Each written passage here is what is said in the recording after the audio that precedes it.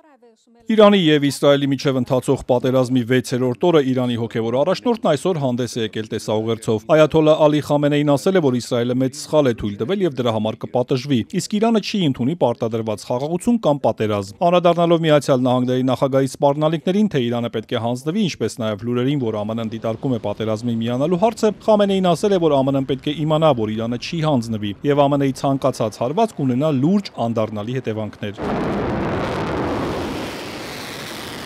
Խամենեին նաև ասել է, որ նրանք, ովքեր գիտեն Իրանի պատմությունը, գիտեն, որ իրանցիները լավ չեն արձագանքում սպառնալիքների լեզվին։ Երեկ ԱՄՆ նախագահը սոցցանցում գրել էր, որ գիտեն, թե կոնկրետ որտեղ է թաքնվում այաթոլլահ Ալի Խամենեին, սակայն նրան չեն սպանի առայժմ։ Բայց մենք չենք ուզում, որ հրթիռներ արձակվեն քաղաքացիական անձանց կամ ամերիկացի զինվորների վրա։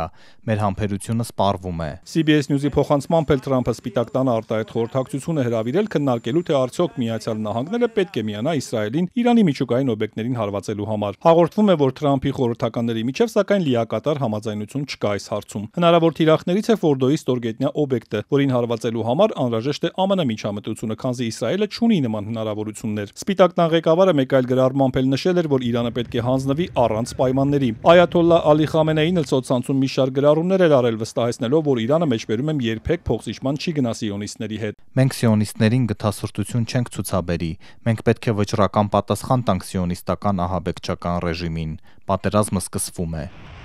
Այս ընթացքում Իրանն ու Իսրայելը շարունակում են հարվածել միմյանց։ Իսրայելի բանակը գիշերը հարվածել է Իրանում գտնվող ուրանի ցենտրիֆուգների արտադրամասի և ռազմական օբյեկտների։ Հարվածել են նաև Թեհրանում և Խոջիրում գտնվող հրթիռների արտադրության օբյեկտին, նաև Իմամ Հոսեյնի համալսարանին, որը ենթադրաբար կապեր ունի Իսլամական հեղափոխության պահապանների կորպուսի հետ։ Իսրայելի բանակի խոսնակ գեներալ Էֆի Դեֆրինն ասել է, որ իրենց առաքելությունը հստակ է՝ վերացնել բոլոր սպառնալիքները։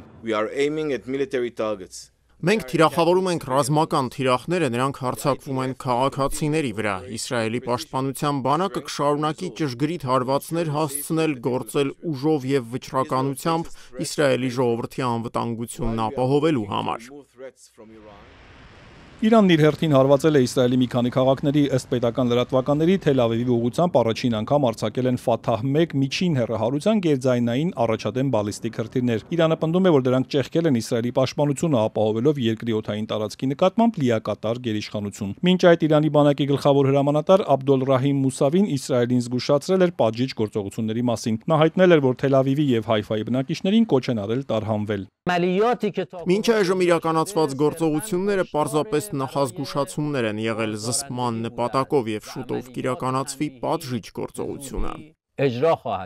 Ատոմային էներգիայի միջազգային գործակալության տվյալներով Իրանում ցենտրիֆուգների արտադրության 2 օբյեկտ է հարձակման ենթարկվել, մեկը Թեհրանում։ Իրանի միջուկային էներգիայի կազմակերպության ղեկավար Մուհամմադ Էսլամին սակայն ասել է, որ իրանական միջուկային օբյեկտների վիճակը լավ է։ ՄԱԿ-ում Իրանի դեսպանն էլ հայտարարել է, թե Վաշինգտոնին փոխանցել է, որ Իրանը վճռական պատասխան կտա, եթե ԱՄՆ-ն ուղիղ ներգրավի Իրանի դեմ գործողություններին։ Ալի Բահրեյնին ասել է, որ ամեն ինչ կանեն իրանցի ժողովրդի անվտանգությունն ապահովելու ու իրանական հողը պաշտպանելու համար։ Այս ֆոնին կոնգրեսը քննարկում է օրինագիծ, որը կսահմանափակի Իրանի հետ ուղիղ պատերազմի մեջ մտնելու Թրամփի լիազորությունները։ Սենատում օրինագծի քննարկմանը Վիրջինիա նահանգի դեմոկրատ սենատոր Թիմ Քեյնը հայտարարել է, որ եթե ԱՄՆ-ն պատերազմի Իրանի դեմ, դա աղետալի սխալ կլինի ԱՄՆ-ի համար և կհանգեցնի Մերձավոր Արևելքում ամերիկյան բազաների վրա լայնածավալ հարձակումների։